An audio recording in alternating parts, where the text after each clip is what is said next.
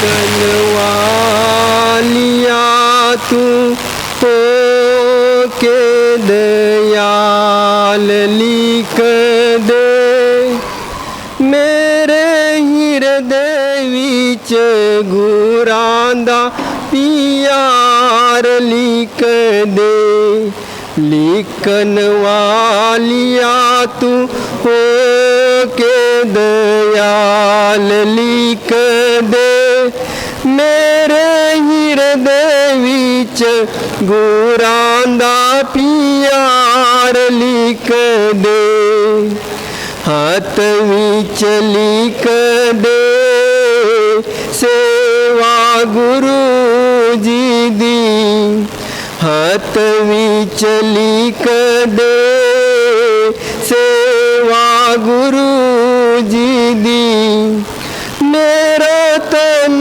मन गुराउत वार लिख दे मेरे हिरदे विच गुरांदा प्यार लिख दे लिखन वालिया तू हो के दयाल लिख दे मेरे हिरदे विच गुरांदा प्यार लिख दे जी बात लिख दे नाम गुरु जी दा जी बात लिख दे नाम गुरु जी दा मेरे कन्ना विच धुन दी आवाज लिख दे मेरे हिरदे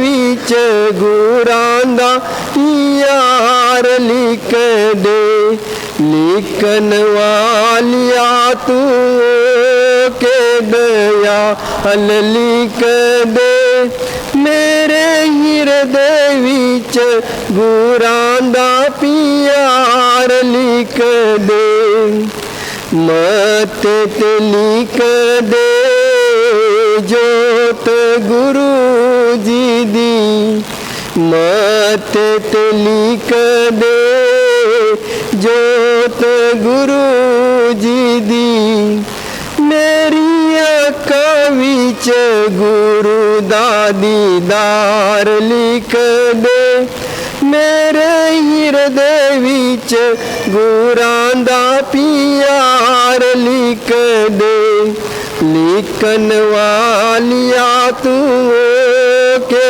दयाल लिख दे मेरे हिरदे विच गुरांदा प्यार लिख दे एक ना लिखी मेरे सतगुरु दा विछोड़ा एक ना लिखी मेरे सतगुरु दा विछोड़ा बावे छूट जाए सारा संसार लिख दे मेरे हिरदे विच गुरांदा प्यार लिख दे लिखन वालिया तू के दयाल लिख दे मेरे हिरदे विच गुरांदा प्यार लिख दे राधा सुन। बड़ी खुशी हुई इन बच्चों से मिलके क्यों ये बच्चे ही हमारे देश के भाग्य हैं और भाग्य विधाता भी हैं। इन्हीं बच्चों में गांधी महात्मा जवाहरलाल नेहरू सुभाष चंद्र बोस लाल बहादुर शास्त्री जैसे रत्न पैदा हुए। कहते हैं भारत एक धर्म प्रधान प्रदेश है। यहाँ पे जितने भी अवतार हुए हैं, जितने भी देवी देवताओं का अवतार या तो विष्णु का अवतार या तो महात्माओं का अवतार हुआ है, ज्यादातर हिंदुस्तान में, भारत में। क्यों? ये धर्म भूमि है। यहाँ पे लोगों के अंदर दीनता, नम्रता, प्रेम और प्यार, भाईचारा, ये सब भरा है। हम देखते हैं कि हमारे इसी देश में सब लोग मिलके रहते हैं। बाकी आप बाहर जाके देखोगे कितना हल्ला गुल्ला और क्या क्या नहीं हो रहा है। तो इन बच्चों को जो है, पहला इनको रास्ते बताने के लिए माँ बाप का ही श्रेय होता है कि उन बच्चों को अच्छे मार्ग पे चलना सिखाए,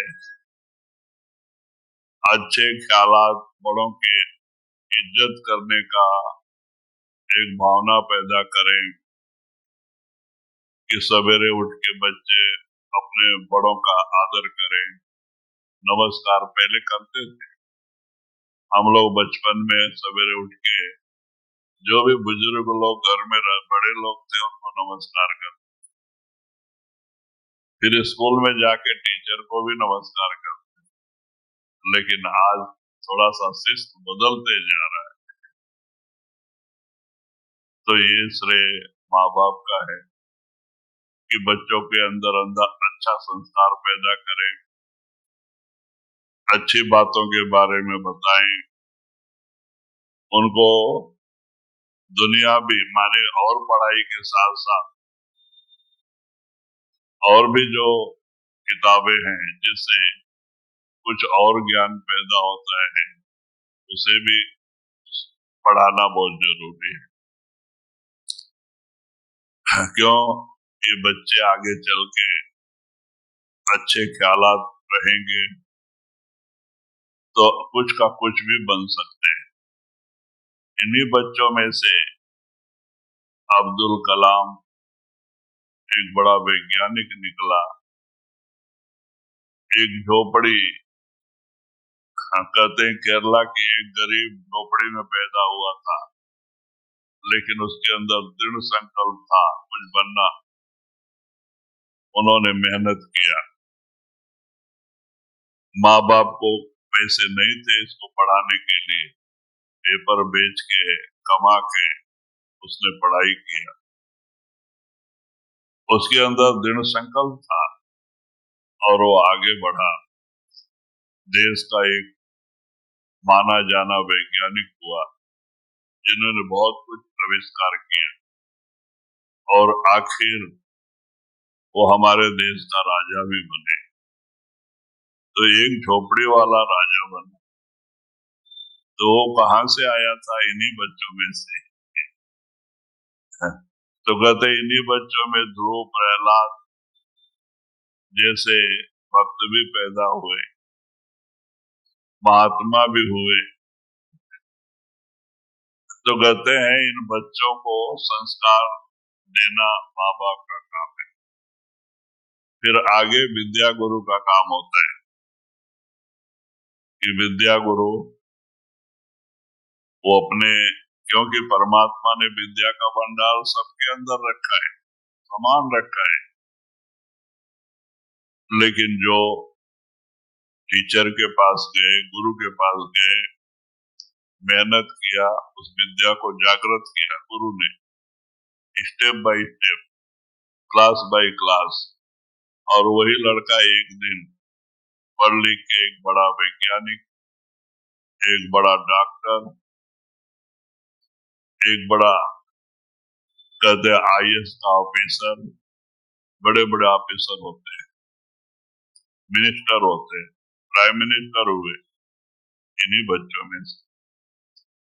तो चाहिए बच्चों के अंदर अच्छा संस्कार दें, उनको आगे बढ़ने के लिए प्रोत्साहित करें। पैसा कमाने के लिए पढ़ाना ये बहुत बड़ी बात नहीं है, बच्चों के अंदर संस्कार पैदा करना भी बड़ा बात है। और हम बच्चों से आग्रह करेंगे, ये पढ़ाई की उम्र हाथ से निकल गई, फिर नहीं मिलना। इसीलिए चाहिए कि आप लोग सब तरह से ध्यान हटा के पढ़ाई के ऊपर दें। और ऐसे उम्र में आप टीवी की तरफ ख्याल ना करें, मोबाइल की तरफ ध्यान ना दें, ज्यादातर पढ़ाई की तरफ ध्यान दें। क्योंकि हमने देखा है हमारे कुछ बच्चे लोग क्या करते हैं, उनकी पढ़ाई पे ध्यान कम देते हैं, खेल कूद और बाहर दोस्ती के ऊपर चले जाते हैं, अपने फ्रेंडशिप में अपना जीवन बिगाड़ लेते हैं, बुरी लत में पड़ जाते हैं, पढ़ाई नहीं कर पाते। तो आगे सारी जिंदगी उनको दुखी होना पड़ता है, अच्छी सर्विस नहीं मिलती, नौकरी के लिए दर दर धक्का खाना पड़ता है और वो सुखी नहीं रह सकते। अगर वो कुछ सोच समझ के उस विद्या की कदर की होती, पढ़ाई के ऊपर ज्यादा ध्यान दिया होता। अगर आप इस अभ्यास के विद्याभ्यास का उम्र है आपको, इसको किशोर अवस्था कहते हैं, ये पठन पाठन का उम्र है, इसमें और कोई दूसरा ख्याल नहीं होना चाहिए। टीवी देखना, मोबाइल देखना, गेम खेलना, इनसे बच्चे दूर रहना चाहिए और ज्यादातर पढ़ाई के ऊपर ध्यान दें, क्योंकि ये उम्र बहुत कम है। अगर ये उम्र आपके हाथ से निकल जाएगी तो आपको सारी जिंदगी पश्चाताप करना पड़ेगा कि अरे मैंने क्या किया। फिर पढ़ाई का उम्र नहीं रहता है तो सारी जिंदगी दुख भोगना पड़ता है। एक लड़का, माँ बाप सत्संगी थे, हम बार बार आपको उदाहरण देते हैं, वो लड़का बल्लारी, तो माँ बाप उसको लेके आए और वो 8वीं में फेल हो गया। माँ बाप पीछे पड़ के पढ़ा रहे हैं लेकिन फिर भी 8वीं में फेल हो। तो बाप उसको लेके आश्रम में आए, आंध्र आश्रम, और आके हमारे पास बोलता है कि देखो महाराज, इसको कितना समझाते हैं, हम छोटे पेमेंट पे इसको पढ़ाना चाहते हैं और ये सुनता नहीं। तो हमने उसको एकांत में बिठा के समझाया कि देखो भाई, वो लड़का 8वीं फेल। मैं बोला तुम आगे सुखी रहना चाहते हो, आगे का जीवन सुखी जीना चाहते हो या दुख में जीना पसंद है? अब दुख किसको चाहिए? नहीं महाराज, सुखी चाहते हैं। तो सुखी जीना चाहते हो तो हमारा बात मानो। माँ बाप तुम्हारे लिए कितना दुख उठा रहे हैं, कितना बचा बचा के पढ़ा रहे हैं और तुम उसकी कदर नहीं कर रहे हो। अगर अभी तुम सुख देखोगे तो सारी जिंदगी तुम्हें दुखी होना पड़ेगा, रोना पड़ेगा, और अभी थोड़ा दिन दुख उठाओगे तो सारी जिंदगी तुम सुखी रहोगे। आपकी पढ़ाई पूरी होकर के आप डिग्री ले लें, तब आप चाहे पिक्चर देखें रोज, चाहे मोबाइल पे खेलें, आपको कौन मना करता है। लेकिन ये जो किशोर अवस्था पढ़ाई का समय है, इसकी इज्जत करना चाहिए। तो हम बच्चों से यही आग्रह करेंगे कि बच्चे लोग अपनी तरफ ध्यान दें, मोबाइल की तरफ और टीवी के ऊपर भी ज्यादा ध्यान ना दें, पढ़ाई के ऊपर ध्यान दें। ये दृढ़ संकल्प करें हमें कुछ बनना है। क्यों? ये नर नारायणी शरीर है, ये कामधेनु है। इसमें जो हम दृढ़ संकल्पों की इच्छा करेंगे और उस पर अमल करेंगे, मालिक जरूर दया करता है, मिलता है। ये कल्पतरु है, कामधेनु है, लेकिन दृढ़ संकल्प और कठिन प्रयत्न बहुत जरूरी है, सामान्य से नहीं। इसी में मेहनत करके कुछ लोग रूहानियत को पाया, अंदर गए, तीसरी आंख खोली, गुरु को प्रकट किया, मालिक को भी प्रकट किया। ये शरीर है, उनका दृढ़ संकल्प और प्रेम और प्यार, लगन कामयाबी दिलाती है। तो अभी हमारा लगन पढ़ाई पे होना चाहिए, सब तरफ से हटके बच्चों को पढ़ाई पे ध्यान देना, अच्छा से अच्छा मार्क लेना है। आपको मालूम है आजकल 10वीं क्लास से जो भी नंबर आपको मिलेगा वो आपको नौकरी में मदद करेगा। आप अच्छे मार्क्स लेंगे 90% के ऊपर तो आप कहीं भी जाओ आपको नौकरी जरूर मिलेगी। आप 60 और 70 के बीच में रहेंगे तो आपको बहुत दौड़ना पड़ेगा तो चाहिए अपने भविष्य को आप ही समझो। बच्चे अभी सब बड़े दिमाग वाले बच्चे हैं, हमारे तो समय में दिमाग कम थे। आज तो 2 साल बच्चे को भी जवाब देना भारी होता है ये सब अंदर से ही पढ़ के आते हैं कंप्यूटर तो कहते भाई आजकल का जो समय जमाना बहुत परिवर्तन हो गया। हमारे छोटेपन में हम देखते थे 7 साल तक बोलने को भी नहीं आता तुमको आजकल 2 साल का बच्चा अच्छा बात करता है उनके प्रश्न का हम जवाब नहीं दे सकते, ऐसे बात करते हैं। तो इसीलिए आजकल इनका दिमाग ही कंप्यूटर होता है। मालिक ने बहुत कुछ दिया है, आप उसका फायदा उठाओ, आगे बढ़ो, आपको कुछ बनना है, ये सोच के आगे बढ़ो। आप खेल कूद करो स्वास्थ्य के लिए, लेकिन टीवी मोबाइल से बचो। ये कितने लोग मोबाइल से खराब हो गए, कितने पढ़ाई वाले बच्चे खराब हो गए, और पढ़ाई वाले को तो छोड़ो नौकरी वाले भी खराब हो गए नौकरी छोड़ के घर में गेम खेलते बैठते